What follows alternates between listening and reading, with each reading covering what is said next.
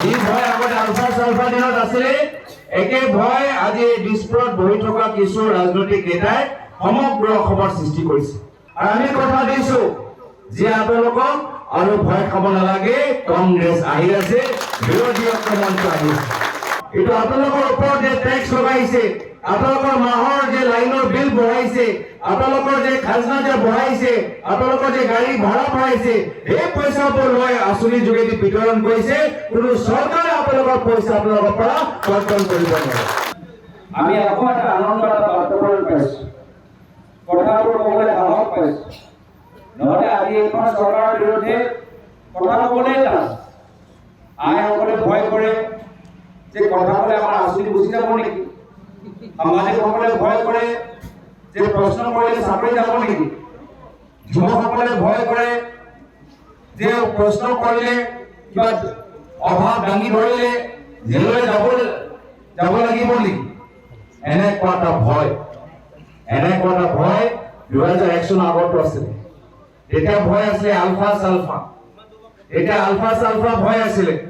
এতিয়া মানুহে সন্ধিয়া সময়ত ঘৰৰ পৰা ওলাই যাওঁতে ভয় কৰিছিলে। এতিয়া ভাবিছিলে ঘৰৰ পৰা মোৰ ল'ৰা ওলাই গৈছে, মোৰ স্বামী ওলাই গৈছে, ঘৰলৈ উভতি আহিব নে নাহে।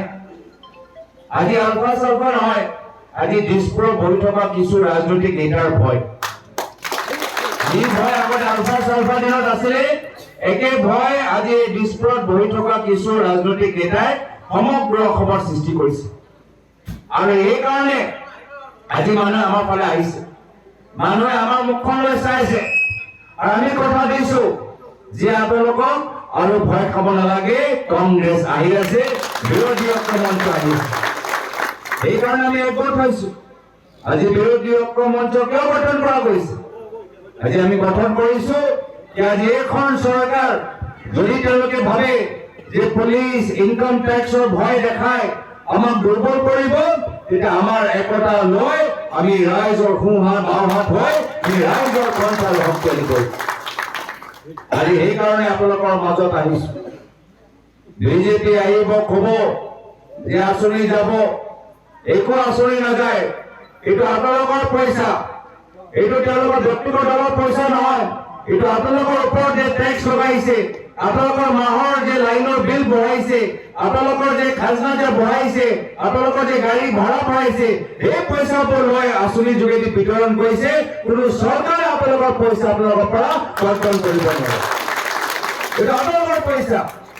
আৰু যদি কোনোবাই কয় যে আপোনালোকৰ পইচা আপোনালোকে আমি ঘূৰাই নিদিওঁ, তেতিয়া সেইজনৰ ওপৰত আমি কেছ দিম, সেইজনৰ ওপৰত আমি পুলিচৰ FIR দিম। যদি কোনোবা মন্ত্ৰী, বিধায়ক, সাংসদ, যদি কোনোবা দলৰ প্ৰতিনিধি এনেদৰে ৰাইজক ভয় খুৱাবলৈ চেষ্টা কৰে, তেতিয়া আপোনালোকে তাৰ ৰেকৰ্ডিং লওক। আৰু ৰেকৰ্ডিংটো আমি নিজে ইলেকশ্যন কমিশ্যন আমি কমপ্লেইন দিম।